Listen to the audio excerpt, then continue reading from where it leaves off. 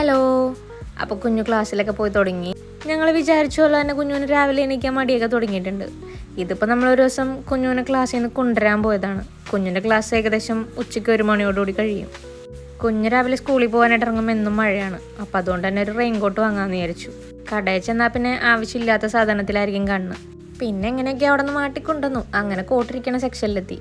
അവിടെ നല്ല നല്ല കോട്ടൊക്കെ ഉണ്ട്, നല്ല നല്ല പ്രിൻ്റുള്ള. പക്ഷേ നമ്മുടെ കുഞ്ഞുവിൻ്റെ സൈസിനുള്ളത് ഉണ്ടായില്ല. അപ്പോൾ ആ കടയിൽ 2 ചേച്ചിമാർ കുറേ തപ്പി, പക്ഷേ ഇതിൻ്റെ സൈസിനുള്ള കോട്ട അവിടെ ഉണ്ടായില്ല. അങ്ങനെ നമ്മൾ വേറെ കടയിൽ പോയി. അവിടെ ചെന്ന് കഴിഞ്ഞപ്പോൾ അവിടെ കോട്ടൊക്കെ ഉണ്ട്, പക്ഷെ നേരത്തെ കണ്ട കടയെ പോലത്തെ പ്രിൻ്റ് ഉള്ളതൊന്നുമല്ല, എങ്കിലും കുഴപ്പമില്ല.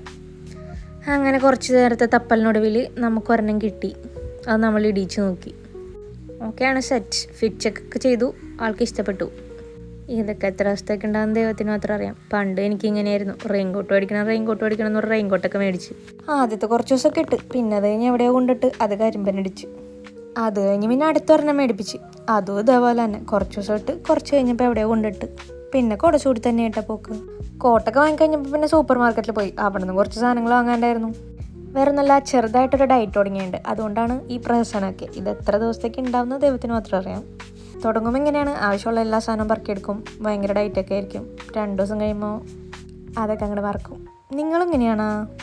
അവിടെ പിന്നെ ബട്ടറൊന്നും ഉണ്ടായില്ല. അങ്ങനെ ബട്ടർ വാങ്ങാൻ വേറെ കടയിൽ കയറിയപ്പോൾ അവിടെ നിന്ന് പിന്നെ കുഞ്ഞിന് ഐസ്ക്രീം വാങ്ങിക്കൊടുക്കേണ്ടി വന്നു. അങ്ങനെ പിന്നെ ഐസ്ക്രീം കിട്ടി. അങ്ങനെ വീട്ടിലേക്ക് വന്നു.